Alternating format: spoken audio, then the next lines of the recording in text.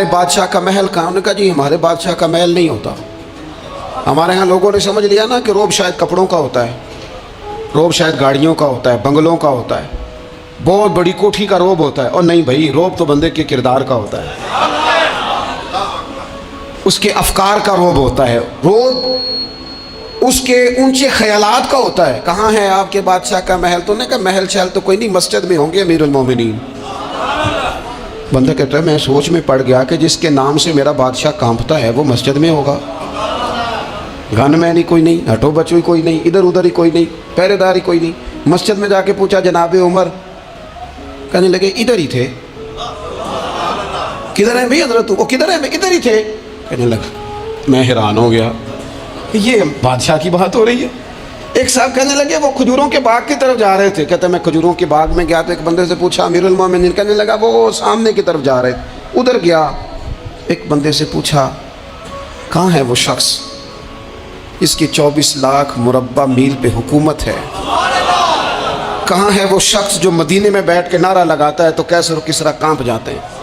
وہ بندہ کدھر ہے کہ جس کی بات جگہ جگہ ہوتی ہے، جس کا تذکرہ سنا ہے کہ اسے دیکھ کے شیطان بھی رستے بدل جاتا ہے. انہوں نے کہا وہ دیکھ رہے ہو کھجور کے درخت کے نیچے کنویں کے ساتھ مٹی کا ڈھیلا تکیے کی جگہ رکھ کے وہ جو تامت باندھے کرتا پہنے سویا ہے وہی تو فاروق اعظم ہے. وہ شخص کہتے ہیں عمر سوئے تھے. شیر سویا بھی ہو تو اس کا روب ہوتا ہے. شیر جو ہوتا ہے، شیر کبھی سو بھی جائے نا تو لوگ پھر بھی خوف کھاتے ہیں اور اس کے جاگنے کا خوف کھاتے ہیں کہ یہ کہیں جاگ نہ جائے. شیر جو ہوا، کہتے ہیں حضرت عمر سوئے تھے پر میں قریب گیا تو میرے وجود پہ روب طاری ہو گیا، روب. اور میری زبان سے بے ساختہ یہ جملے نکلے کہ عمر تو انصاف کر کے سویا ہے نا، تو مٹی کے ڈھیلے پہ بھی تجھے سکون کی نیند ہے. خودداری، وقار، عزت، یہ احساس کمتری سے باہر نکلیں. ہم نے اپنے بچوں کو مسل ڈالا ہے، وہ تسی ماڑے دے بچے ہو، تسی تو نہیں نہ آگے جا سکتے، وہ اسی غریب لوگ کا بیٹے تو فلانے کے ساتھ نہ جایا. ہم نے اپنے بچوں کی خواہشات تباہ کر دی، کمزور کر کے رکھ دیا، انہیں بار بار سکھایا ہم نے. خوددار تھا وہ باپ جس کی تھوڑی سی آمدن تھی پر وہ گرمیوں میں اپنے پتر سے کہتا تھا پتر بڑولے میں دانے ڈال دیے ہیں، تمہاری ماں نے مرتبان میں اچار ڈال دیا ہے، لو اب ساری گرمیاں پرواہ کوئی نہیں. وہ خوددار لوگ تھے. لیکن آج یہ دین غالب ہونے کے لیے آیا ہے. مسلمان نے غالب ہونا ہے. یہ تھوڑا اپنی ذات سے اٹھ کر جب سوچے گا نا، بڑی بات کرے گا، بڑی سوچ پیدا کرے گا، بڑا اس کا مزاج ہوگا، کھلا اس کا دل ہوگا، تو پھر نا یہ ذرا سر اٹھا کے جیے گا. قرآن مجید کی جو آیہ کریمہ میں نے تلاوت کی، اللہ کریم نے فرمایا هو الذی ارسل رسولہ بالہدی ودین الحق. فرمایا وہ قادر مطلق ہے جس نے اپنے رسول کو ہدایت اور حق دے کے بھیجا ہے. دو چیزیں دے کے بھیجا ہے، ہدایت اور حق. کتاب ہدایت اور حق حضور لے کے آئے. کس لیے بھیجا ہے؟ کہ نیرا تسبیح پڑھیں اور سو جائیں، نیرا جناب عبادت کریں اور آرام کریں، نیرا جناب تلاوت کریں اور آرام کریں. نا هو الذی ارسل رسولہ بالہدی ودین الحق. وہ رب ہے جس نے اپنے نبی کو، اپنے رسول کو ہدایت اور حق دے کے بھیجا ہے. کیوں؟ کہ لیظہرہ علی الدین کلہ، تاکہ اس دین کو تمام دینوں پر غالب کر دے، اس کو غالب کرے، ہر دین پر یہ دین چھا جائے. وَلَوْ كَرِهَ الْمُشْرِكُونَ. اگرچہ مشرکوں کو یہ بات بری ہی لگے، ناپسند آئے، کسی کو نہیں آتی. لیظہرہ علی الدین کلہ، یہ دین غالب ہونے کے لیے آیا. غالب تو نماز بھی پڑھ، عبادت بھی کر، لیکن یہ بھی خیال رکھ کہ دنیا میں نماز والے نبی کا نظام بھی قائم کرنا ہے. تیرے پاس نیری مسجد نہیں ہونی چاہیے، حکومت بھی ہونی چاہیے. مسلمان کے ہاتھ میں نیری تسبیح نہیں ہوگی، یہ انان حکومت بھی چلائے گا. اس کے اندر خودداری ہوگی. حضرت عمر تہجد بھی پڑھتے تھے اور سویرے حکومت بھی کرتے تھے. حضرت صدیق اکبر ساری رات مدینے والے کی یاد میں رویا بھی کرتے تھے اور صبح اٹھ کر تلوار لے کر نبی پاک علیہ السلام کی ختم نبوت کے منکروں کے خلاف جہاد بھی کیا کرتے تھے. جب تک اپنے مزاج میں وہ شوق نہیں پیدا ہوتا کہ دین کو غالب کرنا ہے، جد و جہد کرنی ہے، کوشش کرنی ہے. بڑا سوکھا ہے ہمارے لیے بھی آرام سے نماز پڑھیں، نفل پڑھیں، عبادت کریں، اور ویسے بھی اسے لوگ زیادہ بڑا پیر سمجھتے ہیں جس کی تسبیح زیادہ لمبی ہو. وہ زیادہ بڑا پیر ہوتا ہے جس کی پگڑی ذرا زیادہ بڑی ہو، جبہ تگڑا پہنے، اجرے کے اندر رہے، باہر نہ نکلے، اور اندر جائیں 2 منٹ کے لیے حضرت کی زیارت کریں، باہر آ جائیں، بات چھوٹی. وہ زیادہ پیری مریدی ہو جاتی ہے. پیر تو بولتا ہی نہیں. وہی ہے تیرے زمانے کا امام برحق. اقبال کہنے لگے وہی ہے تیرے زمانے کا امام برحق جو تجھے حاضر و موجود سے بیزار کرے اور موت کی شکل میں دکھلا کے تجھے جلوہ یار زندگی تیرے لیے اور بھی دشوار کرے. تو جو تیرا جینا مشکل کر دینا وہ تیرے زمانے کا امام برحق ہے، تیرے لیے زندگی دشوار کر. یہ کیا بات ہوئی کہ ٹھیک ہے جناب آپ موج کریں جو دین غالب ہونے کے لیے آیا. دین کے مزاج میں غلبہ ہے، دین کی طبیعت میں غلبہ ہے. دیندار چھا کے وقت گزارا کرتے ہیں.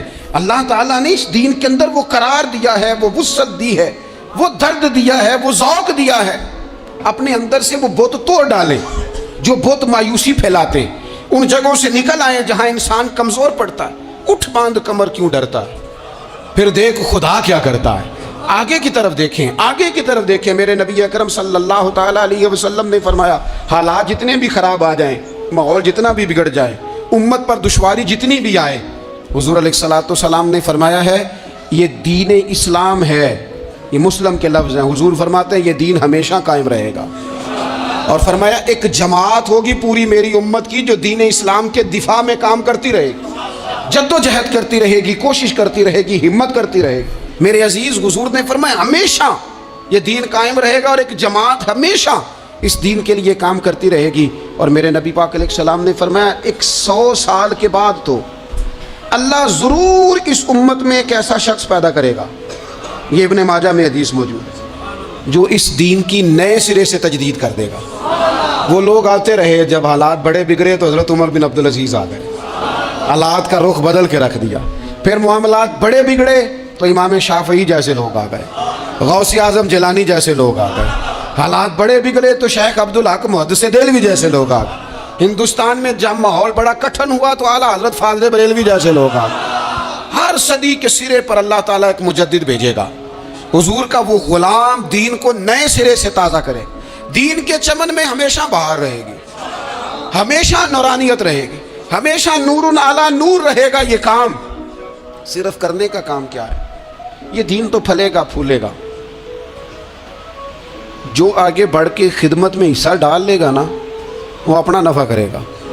یہ قرآن پاک ہے، یا ایھا الذین آمنوا ان تنصروا اللہ ینصرکم ویثبت اقدامکم.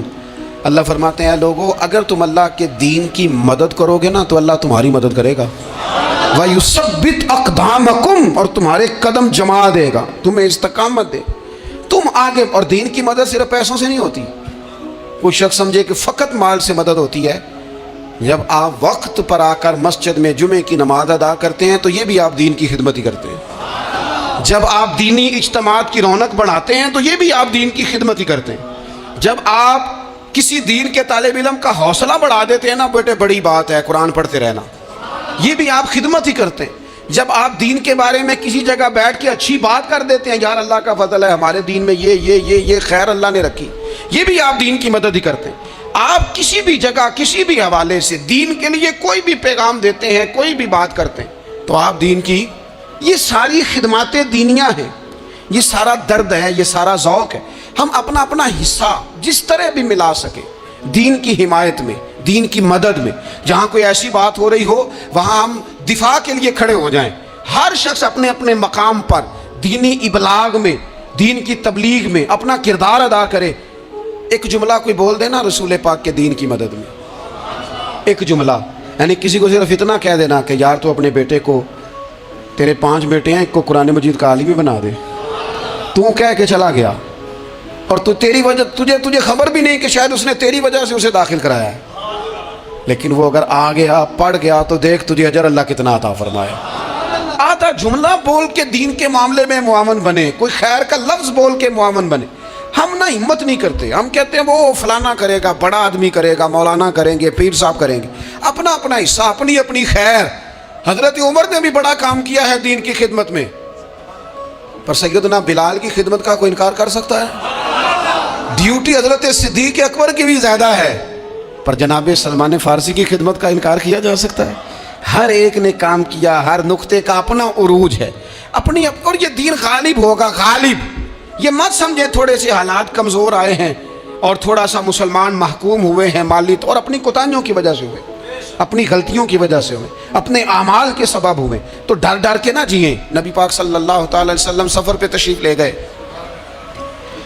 حضور علیہ السلام کی عادت کریمہ تھی، جب سفر پہ جاتے تھے تو سب سے آخر میں ساری تیاری کر کے سامان سمیٹ کے سب سے آخر میں سیدہ فاطمہ الزہرا سے ملتے، پھر سفر شروع ہوتا، اور جب حضور واپس آتے تو سب سے پہلے سیدہ فاطمہ سے ملتے رضی اللہ تعالیٰ۔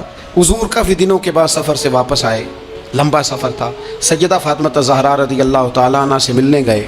نبی پاک صلی اللہ تعالیٰ علیہ وسلم کا چہرہ نور دیکھ کے تو سیدہ فاطمہ تڑپ کے روئیں، رو پڑی۔ حضور نے فرمایا فاطمہ کیا ہوا؟ عرض کرنے لگے یا رسول اللہ، تھکاوٹ کے اثرات میں آپ کے چہرے پہ دیکھ رہی، اور حضور کپڑے یوں لگتا ہے بڑے پرانے پہنے ہوئے ہیں آپ نے، حضور اتنی مشقت کیوں کرتے ہیں آپ، اتنی محنت، اتنی جدوجہد؟ تو حضرت فاطمہ الزہرا فرماتی ہیں حضور نے مجھے تھپکی دی اور فرمایا فاطمہ رو نا۔ اور یہاں وہ بعض لوگ ہوتے ہیں نا، جو ہم نے دیکھا ہے ہمارے ہاں اس طرح ہوتا ہے کہ وہ کوئی اس طرح کی بات کرے تو وہ زیادہ رونے لگ جاتے ہیں، کیا کریں، بڑے مسائل ہیں، بڑی مشقت ہے، کرنا پڑتا ہے، لوگ اور زیادہ۔ لیکن نبی پاک علیہ السلام نے سوچوں کو نیا زاویہ دیا، خیالات کو نیا رخ دیا، اس بات کو ایک نیا انداز سوچنے کا فراہم کیا۔ حضور فرمانے لگے فاطمہ رو نا، تیرے باپ کو اللہ نے اعلیٰ مقاصد کے لیے دنیا میں مبعوث فرمایا۔ حضور فرمانے لگے فاطمہ کوئی گھر کچا، کوئی پکا، کوئی خیمہ ایسا نہیں بچے گا جہاں اللہ دین اسلام کو پہنچا نہیں دے گا۔ اور فرمایا فاطمہ یاد رکھنا، جس طرح رات چھا جاتی ہے نا، محمد عربی کا دین بھی چھا جائے گا، یہ چھا جائے گا دین، جس طرح رات چھا جاتی ہے یہ دین بھی چھا جائے گا۔ اور پھر دین چھا گیا، جگہ جگہ چھا گیا، یورپ میں بھی اذانیں پڑھی جانے لگی، امریکہ اور افریقہ میں بھی قرآن پڑھا جانے لگا، جگہ جگہ جگہ جگہ رسول اللہ صلی اللہ علیہ وسلم کے دین کی بات ہونے لگی۔ کہا فاطمہ کار کچا ہو یا پکا ہو، خیمہ ہو، ہر جگہ یہ دین پہنچے گا، اور دین پہنچا۔ دوستو کمزوری وقتی طور پر ہے، حالات وقتی طور پر ہیں، مسلمانوں نہ گھبراؤ، خدا کی شان باقی ہے۔ یہ دین فطرت ہے، یہ دین اپنی حقانیت کی وجہ سے پھیل رہا ہے، کسی کا محتاج نہ یہ کسی کے زور لگانے۔ مسلمانوں نہ گھبراؤ، خدا کی شان باقی ہے، ابھی اسلام زندہ ہے، ابھی قرآن باقی ہے۔ یہ کافر کیا سمجھتے ہیں جو ہم سے روز الجھتے ہیں، ابھی تو کربلا کا آخری میدان باقی ہے، ابھی تو آخری میدان لگے گا میدان کربلا میں، اور فکر حسینی کے علمبردار میدان میں نکلیں گے، یزیدی سوچوں سے ٹکرائیں گے، اور بڑے سینے تیار ہیں جو اس کے لیے پوری جدوجہد کریں گے۔ ابھی تو کربلا کا آخری میدان باقی۔ اپنی زندگی کے اندر قوت ارادی پیدا کریں، کچھ کر لینے کی ٹھان اپنے مزاج میں پیدا کریں۔ کمزوری آ جاتی، عدی بن حاتم جو تھے نا، یہ حاتم تائی کے بیٹے تھے، بادشاہ کا بیٹا تھا، زمانہ بڑا دیکھا تھا، بڑے بڑے وزیروں مشیروں، ساری زندگی اعلیٰ سطحی وفود سے ملاقات ہوئی۔ عدی حضور کی بارگاہ میں آئے، مسند امام احمد بن حنبل میں موجود۔ تو اسلام پر ابھی غربت کا دور تھا، چند لوگ مسلمان ہوئے تھے، نبی پاک علیہ السلام نے فرمایا عدی کلمہ پڑھ لو۔ تو عدی کہنے لگے میں تو پہلے ہی ایک دین کا ماننے والا ہوں۔ حضور فرمانے لگے جس دین کے تم ماننے والے ہو اس دین کو میں تم سے زیادہ جانتا ہوں۔ حضور فرمانے لگے جس دین کے تم ماننے والے ہو اس میں کیا یہ لکھا ہے کہ مال غنیمت کا چوتھا حصہ کھا جاؤ؟ کہنے لگے نہیں۔ تو فرمایا کھا کیوں جاتے ہو؟ عدی کہتے ہیں چونکہ یہ ہمارے اندر کی بات تھی بادشاہوں کی، تو میں نے فوراً سر تسلیم خم کر دیا، میں نے فوراً سر جھکا دیا، میں نے کہا بات ٹھیک کر رہے ہیں۔ حضور فرمانے لگے اب اگلی بات بھی کروں یا رسول اللہ فرمائیے۔ فرمایا پتہ ہے تم دین کیوں نہیں قبول کر رہے؟ یہ بھی مجھے پتہ ہے۔ یا رسول اللہ کیوں؟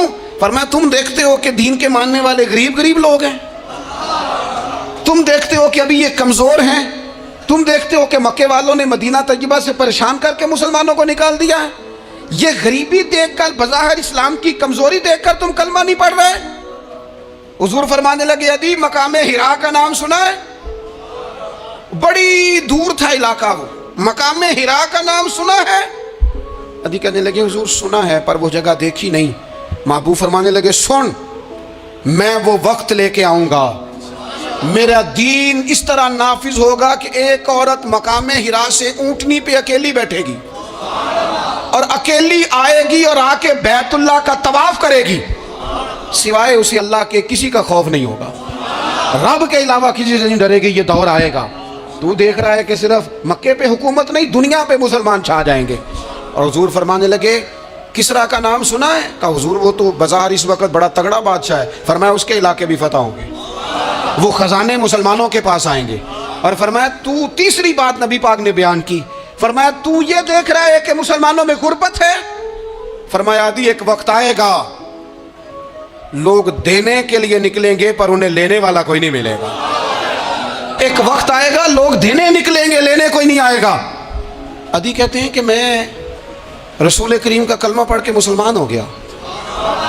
अभी ज़्यादा दौर नहीं गुजरा, अदी रोया करते थे, हातम ताई के बेटे अदी रोया करते थे और रो के बताया करते थे, लोगों वो जो हुजूर ने फरमाया था ना बीबी हिरा से चलेगी और तवाफ़ करेगी, वो बीबी मैंने अपनी आंखों से आती देखी। मैंने उस तन्हा औरत को हुजूर सैयद आलम की पेशन गोई के मुताबिक बैतुल्लाह का तवाफ़ करते देखा, उसे सिवाय अल्लाह के किसी का डर नहीं था। और अदी कहने लगे, वो जो हुजूर ने फरमाया था ना कि किसरा के ख़जाने फतह होंगे, फरमाया वो जब फतह हो रही थी तो मैं खुद उस जंग में शरीक था, मुझे अल्लाह ने मौका दिया, मैं मुजाहिदों में शामिल था। और फरमाने लगे तीसरी पेशन गोई रह गई है, मुझे उम्मीद है वो भी पूरी होगी। हजरत उमर बिन अब्दुल अजीज के ज़माने में आके वो दौर भी आया कि लोग ज़कात देने निकलते थे, लेने वाला कोई नहीं मिलता था। लोग किसी को गरीब समझ के सदका देने लगते थे, वो कहता था भाई ले जा, मैं तो रात को दे के आया हूँ। लोग देने निकलते थे, लेने वाला कोई नहीं। इस्लाम की फितरत में कुदरत ने लचक दी है, उतना ही ये उभरेगा जितना के दबा दोगे। ये मौलवियों की वजह से, पीरों की वजह से, सियासतदानों की वजह से नहीं छाएगा। ये क्यों छाएगा कि अरसला रसूलहू बिल हुदा व दीनिल हक, ये इसलिए छाएगा कि अल्लाह ने भेजा ही हक के साथ है, ये आया हक के साथ है, लिहाजा छा जाए। हक हमेशा छा जाया करता है। और वकुल जाल हक व ज़हकल बातिल इन्नल बातिल काना ज़हूका, जब हक आता है तो बातिल खुद ब खुद छुप जाता है, और बातिल होता भी मिट जाने के लिए। बस ना ये दीन छा। हजरत खुबाब बिन अल अर्थ रदी अल्लाह ताला अन्हु फरमाते हैं, हमें बड़ी तकलीफ़ दी कुफार मक्का ने, कुरैश ने बड़ा सताया। नबी पाक अलैहिस्सलाम खाना काबा के साथ एक चद्दर लेके आराम फरमा रहे थे। हम हुजूर की बारगाह में गए, या रसूल अल्लाह दुआ करें ये तबाह हो जाए, तंग बड़ा करते हैं, हुजूर आप दुआ करें अल्लाह की बारगाह में। तो हुजूर उठ के बैठ गए, फरमाया जल्दी ना करो, तुमसे पहले ऐसे लोग गुजरे हैं जिनको गढ़ों के ऊपर रख के ना तो आरों से काट दिया जाता था, वो 2 टुकड़े हो जाते थे। फरमाया जल्दी ना करो, तुमसे पहले ऐसे लोग गुजरे हैं कि लोहे की कंगियों से उनका गोश्त नोच दिया जाता था, हड्डियां तक जख्मी हो जाती थी, सी नहीं करते, जख्म पे जख्म खा के जी खूने जिगर के घूंट पी, आह न कर लबों को सी, ये इश्क है को दिल लगी नहीं। कहा खुबैब थोड़ा सब्र करो। और फिर हुजूर फरमाने लगे, खुबैब ये बात याद रखना, जो दीन मैं लेके आया हूँ ये गालिब हो के रहेगा, ये गालिब होगा, गालिब। वो अबू सुफियान जो मैदान उहद में कहते थे फलां भी हमने मार दिया, फलां भी मार दिया, जब 10,000 का लश्कर लेके नबी पाक गए थे ना दोबारा वापस, 10 सालों में 3 लोग लेके हुजूर मक्के से आए और 10,000 का लश्कर लेके जब दोबारा गए ना, तो अबू सुफियान कहने लगे लड़ना ही नहीं, क्योंकि जिस शान से मासूम आमना आए हैं लड़ने वाली बात ही कोई नहीं, ताकत ही नहीं, आंख नहीं मिला सकते तो हाथ कैसे उठाएंगे। लेकिन पता है हुजूर का तरीका क्या था? स्याह इमामा था, ऊँटनी पे बैठे थे और गर्दन महबूब ने इतनी झुकाई थी कि वो ऊँटनी की गर्दन से लग रही थी। इस शान के साथ हुजूर दाखिल हुए, इज़ा जाअ नस्रुल्लाहि वल फत्ह व रअयतन नास यदखुलून फी दीनिल्लाहि अफ़वाजा। अपने अंदर ना थोड़ी सी आप 24 घंटे दुनिया कमाएं, कोई मना नहीं करता, माल कमाएं, जायदादें बनाएं, हलाल कमाएं, जितना मर्जी कमाएं, लेकिन ना कुछ थोड़ा सा अपने आप को दीन के लिए, सिर्फ माली तौर पर नहीं। हमारे यहाँ एक बहुत बड़ा मसला ये बन गया कि सिर्फ माली तौर पर हम समझते हैं दीन की मदद कर दें। अगर आप अपने पुत्र को नमाजी बना चुके हैं तो एक काम आपने दीन की खिदमत का कर लिया। अगर आपकी बेटी पर्दे की आदी हो गई है तो आपने दीन की खिदमत में एक हिस्सा डाल लिया है। अगर आपके घर के अंदर آپ ان ساری چیزوں کو بین کرنے میں کامیاب ہو گئے. یا ایھا آمنوا قوا انفسکم واہلیکم نارا، ایمان والوں خود بھی دوزخ سے بچو، اپنے اہل خانہ کو بھی بچاؤ. اگر فحاشی اور ریانی کا رستہ آپ نے اپنے دروازے کے باہر روک دیا ہے تو آپ نے دین کی خدمت کر لی ہے. اگر آپ اپنے دوستوں کو نمازی بنانے میں کامیاب ہو گئے، اگر آپ چند لوگوں کو قرآن پڑھانے میں کامیاب ہوئے ہیں، تو پھر کچھ نہ کچھ حصہ آپ نے دین میں شامل کیا ہے. کرنے کا کام یہ ہے کہ اپنا اپنا حصہ اپنی اپنی خیر دین میں ملائیں، جدوجہد کریں، کوشش کریں. دو جملے بول کر جب کوئی بندہ کہہ رہا ہو نا جی بڑا مشکل ہے دین پہ عمل کرنا، تو اسے کہیں دین پہ ہی چلنا تو آسان ہے، دین پہ چلنا ہی تو آسان ہے. جب بڑی دین مخالف باتیں ہو رہی ہو تو وہاں ساری برادری اکٹھی بیٹھی ہے نا، بچے کے دن رکھے جا رہے ہیں، تو میں دین کی خدمت بتا رہا ہوں کیا کیا کرنی ہے. بیٹے کے دن طے ہو رہے ہیں تو کوئی کہتا ہے کہ ماموں کو منا لو ناراض ہے، چچا کو منا لو ناراض ہے. یہ میں اپنا درد دل آپ کے سامنے رکھ رہا ہوں. دین کی خدمت یہ ہے کہ ایک بندہ بیچ میں سے بولے، وہ کہے او شادی میں کوئی غیر شرعی کام نہ کرنا، سب کو منا رہے ہو تو کہیں رب رسول کو ناراض نہ کر لینا. یہ تیری دین کے لیے خدمت ہو جائے گی، یہ تیری دین کے لیے خدمت ہو جائے گی. وہ جس شخص نے جاتے جاتے رستے میں کہا تھا نا حضرت عبداللہ مزنی کو کہ میں ایک مدینے میں چاند چڑھا دیکھ کے آیا ہوں کہ جس کے قریب سے جو گزرتا ہے اسے بھی نور ملتا ہے، تو اس کی ایک بات گھر کر گئی. جناب عبداللہ مزنی مدینے والے کے عاشق ہو گئے. آپ کہہ دیں بات پھیل جائے گی، اللہ اسے پھیلا دے گا. اپنے مقام پر بیٹھ کر اپنے میں فیکٹری کے مالک سے کہا کرتا ہوں کہ تو نا مسجد ضرور بنا چھوٹی سی، دفتر والوں سے کہا کرتا ہوں کہ یہاں نا نماز باجماعت کا بندوبست ضرور کراؤ. میں کہتا ہوں یہ سارے دین کے کام ہیں. آپ اپنے حلقہ یسر میں کہیں یہاں نماز باجماعت ہوگی، یہاں سویرے آتے ہی پہلے تلاوت ہوگی، یہاں پہلے قصیدہ بردہ شریف. آپ کوئی خیر کے کام میں اپنا حصہ ڈالتے رہیں. انشاءاللہ یہیں سے چنگاریاں بنیں گی، یہیں سے انقلاب برپا ہوگا. اور امام جعفر صادق کے قول پر اپنی بات سمیٹوں گا. کسی نے کہا تھا میں دین کی تبلیغ کرنا چاہتا ہوں، تو فرمانے لگے سوکھا حال ہے، تو دین پہ عمل کرنا شروع کر دے. دین کی تبلیغ ہونی شروع ہو گئی، عمل کر.